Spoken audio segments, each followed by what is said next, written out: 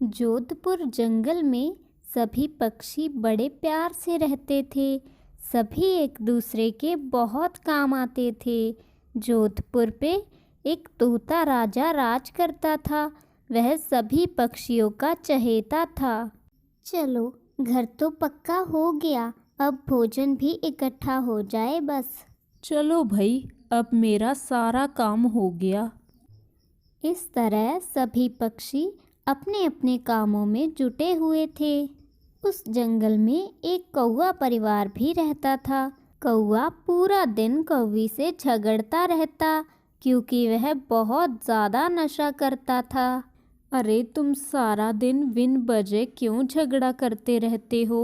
अरे कम से कम हमें शांति से इस घर में रहने तो दो। कोई काम तो आपने करना नहीं, ऐसे ही नशे में धुत होकर पड़े रहते हो। ज़्यादा मत बोल, वरना खामखा झगड़ा हो जाएगा अब हमारा। इस तरह कौवा शराब पीकर कौवी और बाकी पक्षियों को बहुत तंग करता था। कौवा और कौवी का एक बेटा भी था, जो यह सब देखता रहता था। उसे अपने पिता पर बहुत गुस्सा आता था, लेकिन वह अभी बहुत छोटा था, इसलिए कुछ कर नहीं पाता था। पता नहीं पापा इतना नशा क्यों करते हैं। उनकी वजह से घर में सारा दिन झगड़ा होता रहता है। कौवे की वजह से कौवी बहुत परेशान रहती थी। और ऐसे ही एक दिन बींदु चिड़िया कौवी के घर उसका हाल चाल पूछने चली जाती है। अरे कौवी बहन, कैसी हैं आप? क्या बताऊं बींदु बहन, तुम्हें तो पता ही है, भूरा सारा दिन शराब पीकर झगड़ा करता रहता है और हमें बहुत तंग करता है। इसी वजह से मेरा बेटा सोनू स्कूल भी नहीं जा पाता। अरे ये तो बहुत बुरी बात है। ऐसे ही वह दोनों काफ़ी देर बातें करती रहती हैं और तभी बींदु चिड़िया कौवी को एक सुझाव देती है। कौवी बहन, तुम एक बार राज दरबार जाओ, वहाँ राजा जी को सारी बात बता देना। तुम देखना, राजा जी इस विषय में ज़रूर कुछ ना कुछ करेंगे और भूरे को भी राजा जी की बात तो माननी ही पड़ेगी। अरे बींदु, बात तो तुम्हारी सही है। मैं आज शाम को ही राजमहल जाऊंगी और भूरे जी के बारे में राजा जी को सब कुछ बता दूंगी। फिर शाम होते ही कौवी राज दरबार चली जाती है और राजा जी को भूरे के बारे में सारी बात बता देती है कि कैसे वो नशा करके उनसे झगड़ता है और कोई काम भी नहीं करता। अरे तुमने मुझे पहले क्यों नहीं बताया?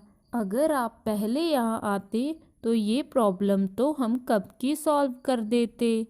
कोई बात नहीं, अब आप ये बात मुझ पर छोड़ दें और आप एक काम करना, भूरे को यहाँ राजमहल ले आना। ठीक है राजा जी, मैं उन्हें जल्द ही यहाँ लेकर आ जाऊंगी। ऐसा कहकर कौवी अपने घर वापस आ जाती है। अगली सुबह होते ही कौवी भूरे को राजा जी के दरबार में लेकर चली जाती है। आओ भाई भूरे, क्या बात है, तुम इतनी शराब क्यों पीते हो? सभी पक्षी तुमसे बहुत तंग आ गए हैं। अब तुम्हें 1 महीना कारागार में ही रुकना पड़ेगा। हम तुम्हें ये सज़ा देते हैं। अरे नहीं नहीं राजा जी, ये सब झूठ बोल रहे हैं। मैंने ऐसा कुछ भी नहीं किया।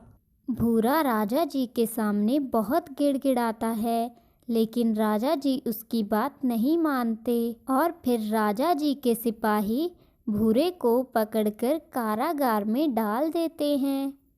भूरे के जेल जाने के बाद कौवी और उसका बेटा सोनू बहुत दुखी थे, लेकिन वह ये भी चाहते थे कि अब भूरा सुधर जाए और उनके साथ अच्छा व्यवहार करे। कौवे को कारागार में 1 महीना गुजर जाता है और कौवा घर वापस आ जाता है, लेकिन वह इसके बाद भी शराब नहीं छोड़ता और पहले की तरह बहुत ज़्यादा नशा करना शुरू कर देता है और घर में लड़ाइयाँ झगड़े करता है।